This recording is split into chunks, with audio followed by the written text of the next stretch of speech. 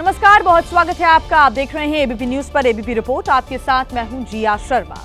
ABP news आपको लगातार operation सिंदूर से जुड़ी हर खबर सबसे पहले, सबसे सटीक और सबसे विश्वसनीय तरीके से पहुंचा रहा है। और अब हम आपको दिखाने जा रहे हैं पाकिस्तान में हिंदुस्तान की स्ट्राइक के सैटेलाइट सबूत। जैश और लश्कर के हेडक्वार्टर में तबाही की एक्सक्लूसिव सैटेलाइट तस्वीरें सामने आई हैं। आपकी टीवी स्क्रीन पर ये दो तस्वीरें हैं। पहली ध्वस्त होने से पहले के जैश हेडक्वार्टर की है और दूसरी उस पर बारूदी बारिश के बाद हुई बर्बादी की। ये सैटेलाइट तस्वीरें बताती हैं कि हिंदुस्तान ने किस कदर बेगुनाहों के लहू के हर कतरे का बदला लिया है। तस्वीरों में आप लाल रंग के गोले में देख सकते हैं कि भारत की स्ट्राइक में जैश ए मोहम्मद के हेडक्वार्टर में बना आतंकियों का क्वार्टर पूरी तरह से भारतीय स्ट्राइक में ध्वस्त हो गया है। साथ ही मसूद का मदरसा और कमांड सेंटर जहां मसूद अजहर का पूरा परिवार रहता था, वो भी भारत की स्ट्राइक में पूरी तरह बर्बाद हो चुका है। जैश के हेडक्वार्टर की तरह लश्कर के हेडक्वार्टर का भी अंजाम हुआ। मुरीदके में बने लश्कर का अड्डा सैटेलाइट तस्वीरों में ध्वस्त हुआ दिख रहा है। सूत्रों के मुताबिक बहावलपुर और मुरीदके में भारत द्वारा किए गए अटैक में इन दोनों आतंकी नेटवर्क से जुड़े 110 से ज्यादा लोगों की मौत हो चुकी है। भारत ने पहलगाम हमले का बदला ले लिया है। और क्या आपको ये मालूम है कि पाकिस्तान पर अपने बड़े अटैक का पूरा प्लान आखिर फाइनल कैसे हुआ? पीएम मोदी ने कब उस पर मुहर लगाई और उसके बाद कितने घंटे के अंदर ऑपरेशन सिंदूर को अंजाम दिया गया? आपको दिखाते हैं पूरी इनसाइड स्टोरी। भारतीय सेना ने 9 आतंकी अड्डों पर हमला बोला। आतंकियों के अड्डों को कब्रिस्तान बनाकर पाकिस्तान को उसकी जड़ों तक हिलाकर हमारे फाइटर जेट्स अपने एयरबेस पर लौट आए। ये सब संभव हुआ हमारी सेना के अदम्य साहस, शौर्य और फुल प्रूफ प्लानिंग से। एबीपी न्यूज को सूत्रों से जो जानकारी मिली है उसके मुताबिक 3 मई को साउथ ब्लॉक में एक गुप्त बैठक हुई। बैठक में तीनों सेना प्रमुख शामिल हुए। एनएसए अजित डोभाल ने तीनों सेनाओं के अफसरों की एक टीम चुनी और उसी दिन यानी 3 मई को अफसरों को साउथ ब्लॉक में ही क्वारंटीन कर दिया गया। किसी को न तो बाहर जाने की इजाजत थी और न ही परिवार या किसी और से कांटेक्ट करने की। इसके बाद RAW यानी रॉ ने एनएसए अजित डोभाल को पाकिस्तान के 21 टेरर कैंपों की लिस्ट दी। डोभाल के स्पेशल टीम ने इनमें से 9 कैंपों की पहचान की।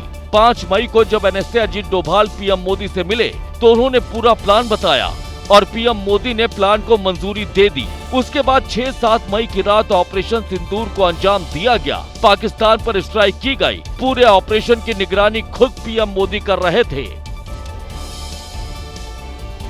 पहलगाम आतंकी हमले का बदला भारतीय सेना ने बजरंग बली स्टाइल में लिया है। जी हां, 22 अप्रैल को जब पहलगाम में आतंकी हमला हुआ वो मंगलवार का दिन था और 6 और 7 मई की दरमियानी रात को ऑपरेशन सिंदूर लॉन्च किया गया। तब मंगलवार की ही रात 6 और 7 मई की दरमियानी रात जब आप चैन से सो रहे थे, तब भारतीय सेना के जवान पाकिस्तान और उसके आतंकियों की नींद उड़ा रहे थे। तीनों सेनाओं ने आतंकवाद के खिलाफ ऑपरेशन सिंदूर लॉन्च किया था। पीओके से लेकर पाकिस्तान तक आतंकियों के ठिकाने पर प्रचंड बारूदी प्रहार किया गया। उन्हें नेस्तनाबूद कर दिया गया। भारतीय सेना अपने साहस, शौर्य और संयम की शक्ति के लिए जानी जाती है और ऑपरेशन सिंदूर में इसी का परिचय देते हुए 25 मिनट के भीतर आतंक के 9 ठिकानों को बारी बारी से तबाह किया गया। मित्रों, हमने हनुमान जी के उस आदर्श का पालन किया है जो उन्होंने अशोक वाटिका उजाड़ते समय किया था। जिन मोहि मारा तिन मोहि मारे।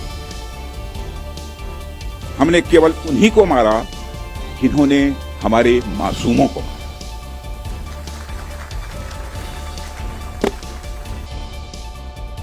तो ये जो तस्वीरें आपने देखी है मुजफ्फराबाद की, जहां पर 2 आतंकियों के कैंप्स, जहां पर इन आतंकियों को ट्रेनिंग मिल रही थी, उनको निस्तेनाबूद करने का काम भारतीय सेना ने किया। तो वहीं ऑपरेशन सिंदूर के तहत पाकिस्तान के कब्जे वाले जम्मू कश्मीर में ऐसे 5 कैंप्स को भी पाया गया जिनको निशाना बनाया गया। इन्हीं कैंप्स में आतंकियों को ट्रेन किया गया था। इन ट्रेनिंग सेंटर्स पर भी बमबारी हुई है, मिसाइल अटैक हुआ है और उनको धराशायी कर दिया गया। ये कोटली इलाके के गुलपुर कैंप की तस्वीर है जिसे हिंद की सेना ने पूरी तरह से बर्बाद कर दिया। यहाँ लश्कर-ए-तैयबा का अड्डा था जो लाइन ऑफ कंट्रोल से 30 किलोमीटर दूर है। इस अड्डे में छिपे आतंकवादी जम्मू कश्मीर के राजौरी और पुंछ में आतंकी वारदातों को अंजाम देते थे। नक्शे पर इस इलाके को देखिए। इसमें 13 नंबर वाला इलाका गुलपुर कैंप हुआ करता था, जिसका अब नामो निशान मिट चुका है। LOC से 30 किलोमीटर दूर था लश्कर-ए-तोयबा का बेस था। पाकिस्तान के अवैध कब्जे वाले जम्मू कश्मीर के कोटली इलाके में ही अब्बास कैंप है। लाइन ऑफ कंट्रोल से सिर्फ 13 किलोमीटर दूर इस कैंप को हमारी सेना ने पूरी तरह से तबाह कर दिया। यहीं पर लश्कर-ए-तैयबा के आत्मघाती हमलावर ट्रेनिंग लेते थे। नक्शे पर ये जो 14 नंबर वाला इलाका है, यही कोटली का अब्बास कैंप है। यहाँ करीब 50 आतंकियों की जिहादी ट्रेनिंग का इंतजाम था, जिसके चिथड़े हमारी सेना ने उड़ा दिए।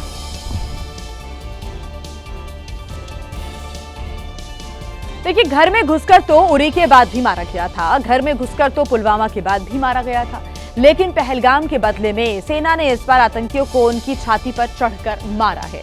भारतीय सेना ने उरी और पुलवामा के बाद एलओसी पार करके स्ट्राइक की थी, लेकिन ऑपरेशन सिंदूर में सेना ने इंटरनेशनल बॉर्डर के पार पाकिस्तान के पंजाब प्रांत तक जाकर आतंकियों को मारा है। उनकी रीढ़ की हड्डी तोड़ी है। लश्कर, जैश, हिजबुल के हेडक्वार्टर यानी कि बहावलपुर, मुरीद के और सियालकोट, ये तीनों ही वो इलाके हैं जो कि पाकिस्तान के पंजाब प्रांत में आते हैं। इस हमले में लश्कर के 5, जैश के 3 अड्डे जो है मटियामेट हुए हैं। एक अड्डा हिजबुल मुजाहिदीन का भी है। ये देखिए, पहले से अनुमान जताया जा रहा था कि भारत पहला हमला करेगा तो सिर्फ आतंकी ठिकानों पर ही करेगा, अपनी तरफ से युद्ध नहीं छेड़ेगा हिंदुस्तान। लेकिन इन आतंकियों की ढाल बनकर पाकिस्तान आर्मी खुद जंग पर उतारू हो जाए तो फिर जनाब युद्ध से ही जवाब दिया जाएगा। इसलिए भारत ने पूरी दुनिया को बता भी दिया कि सेना की स्ट्राइक सिर्फ आतंकी अड्डों पर ही थी। अब देखें, सेना ने अपनी ही सीमा में रहकर किस दूरी से आतंकी अड्डों को मिट्टी में मिलाया।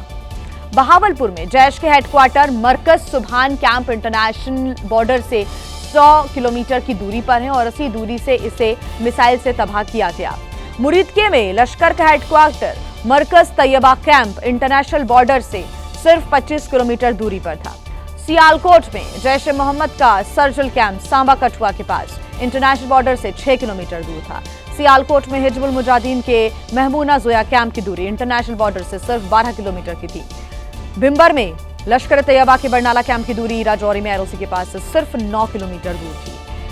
पीओजेके के कोटली में लश्कर तैयबा का अब्बास कैंप भी राजौरी के पास एलओसी के पास सिर्फ 13 किलोमीटर की दूरी पर था और कोटली में ही लश्कर का गुलपुर कैंप भी था जो एलओसी से 30 किलोमीटर दूर था, लेकिन राफेल के मिसाइल के लिए ये दूरी कुछ भी नहीं थी।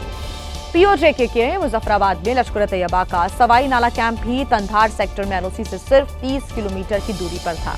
एलओसी से लगभग इतनी ही दूरी पर मुजफ्फराबाद में जैश ए मोहम्मद का सैयदना बिलाल कैंप भी था, जिसे भारतीय मिसाइल ने मलबा बना दिया।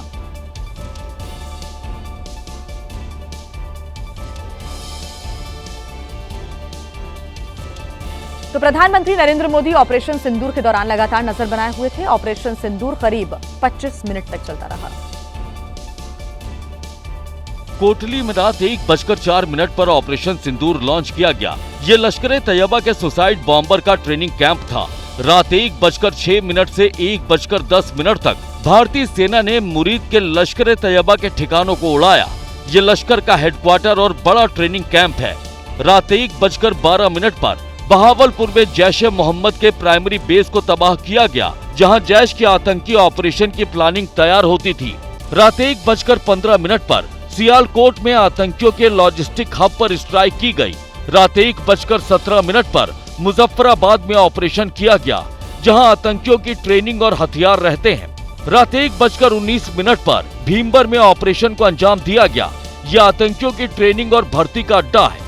रात 1:22 पर चकअमरू में स्ट्राइक की गई। यह आतंकियों के घुसपैठ का लॉन्चिंग पैड है। रात 1:25 पर गुलपुर में ऑपरेशन सिंदूर को अंजाम दिया गया, जहां आतंकियों के ट्रेनिंग कैंप का खात्मा किया गया। रात 1:28 पर मुरीकदे में दूसरी बार स्ट्राइक की गई। लश्कर के दूसरे कैंप का सर्वनाश किया गया। और देखिए, ऑपरेशन सिंदूर की इस सफलता के बाद केंद्र सरकार ने आज सर्वदलीय बैठक बुलाई है। बड़ी जानकारी, सुबह 11 बजे से यह बैठक शुरू हो जाएगी और रक्षा मंत्री राजनाथ सिंह, गृह मंत्री अमित शाह के साथ केंद्रीय मंत्री किरेन रिजिजू भी इस बैठक में हिस्सा लेंगे। पाकिस्तान में बैठे आतंकियों को ऑपरेशन सिंदूर से सबक सिखाने के बाद आज केंद्र सरकार अहम सर्वदलीय बैठक करने जा रही है। सुबह होने वाली इस बैठक में विपक्षी नेताओं को कई अहम बातों के बारे में सरकार की ओर से जानकारी दी जाएगी। बैठक की अध्यक्षता रक्षा मंत्री राजनाथ सिंह करेंगे। गृह मंत्री अमित शाह बैठक में मौजूद रहेंगे। संसदीय कार्य मंत्री किरेन रिजिजू भी केंद्र सरकार का पक्ष रखेंगे। विपक्षी नेताओं को ऑपरेशन सिंदूर की जानकारी दी जाएगी। राष्ट्रीय सुरक्षा के मामलों को लेकर अहम चर्चा होगी। सुबह 11 बजे से संसद परिसर में बैठक होगी। बुधवार को ही केंद्रीय कैबिनेट की बैठक में पीएम मोदी ने ऑपरेशन सिंदूर की जानकारी साझा की और भारतीय सेना के जवानों की जमकर तारीफ की। हालांकि आज होने वाली बैठक में पीएम मोदी शामिल होंगे या नहीं, यह भी साफ नहीं है, जिसे लेकर कांग्रेस ने पीएम मोदी के शामिल होने की मांग की है। हम उम्मीद करते हैं प्रधानमंत्री इस सर्वदलीय बैठक की अध्यक्षता करें और सभी पॉलिटिकल पार्टी से बातचीत करें, उनको विश्वास में लें, आगे क्या कदम उठाने हैं। गृह मंत्री अमित शाह ने पाकिस्तान और नेपाल की सीमाओं से लगे राज्यों के मुख्यमंत्रियों के साथ बैठक की, जिसमें शामिल तमाम मुख्यमंत्रियों ने ऑपरेशन सिंदूर के लिए पीएम मोदी को बधाई दी। बैठक के बाद ममता बनर्जी ने कहा कि आतंकवाद के मुद्दे पर कोई मतभेद नहीं है। पाकिस्तान से जारी तनाव के मद्देनजर गृह मंत्री अमित शाह की अध्यक्षता में अहम बैठक हुई। इस बैठक में पाकिस्तान और नेपाल की सीमा से सटे राज्यों के मुख्यमंत्रियों और उपराज्यपालों ने हिस्सा लिया, जहां पर तमाम राज्यों के मुख्यमंत्रियों और उपराज्यपालों ने आतंकियों के खिलाफ चलाए गए ऑपरेशन सिंदूर की कामयाबी पर प्रधानमंत्री नरेंद्र मोदी को बधाई दी। इस बैठक में शाह ने साफ किया कि पहलगाम में हुई आतंकी वारदात को किसी भी हाल में बर्दाश्त नहीं किया जा सकता है। उन्होंने कहा कि पहलगाम आतंकवादी हमले को नजरअंदाज किए बिना उचित जवाब दिया गया, जिससे दुनिया को एक कड़ा संदेश गया। भारतीय सशस्त्र सेनाओं के इस हमले में आतंकी संगठनों के ट्रेनिंग सेंटर और हथियारों के ट्रेनिंग सेंटर के साथ ठिकानों को नष्ट किया गया। इस समय देश ने जो एकता दिखाई, उससे देशवासियों का मनोबल बढ़ा है। वहीं बैठक में शामिल पश्चिम बंगाल के सीएम ममता बनर्जी ने भी कहा कि आतंक के खिलाफ लड़ाई में वो सरकार के साथ हैं। भारत के ऑपरेशन सिंदूर से तिलमिलाए पाकिस्तान की तरफ से सीजफायर का उल्लंघन लगातार जारी है। लगातार सीमा पार से फायरिंग की जा रही है, तो वहीं भारतीय सेना की तरफ से भी इसका मुंहतोड़ जवाब दिया जा रहा है। भारत के ऑपरेशन सिंदूर से पाकिस्तानी सेना बदहवास हो गई है, जो लगातार बॉर्डर पार से भारत के रिहायशी इलाकों को निशाना बना रही है। पाकिस्तान के नापाक फायरिंग में पुंछ में तैनात भारतीय जवान दिनेश कुमार शहीद हो गए। वो हरियाणा के पलवल के रहने वाले थे।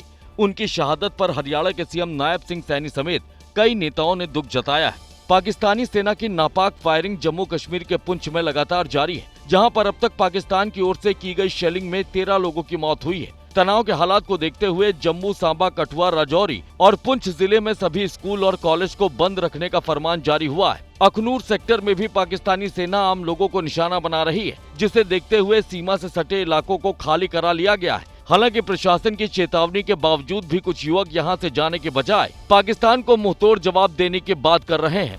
पंजाब के फिरोजपुर में भी पाकिस्तानी सेना आम लोगों को निशाना बना रही है, जिसकी वजह से यहां पर लोग घरों को खाली कर सुरक्षित जगहों की ओर जा रहे हैं। वहीं भारतीय सेना यहां भी पाकिस्तानी सेना को मुंहतोड़ जवाब दे रही है।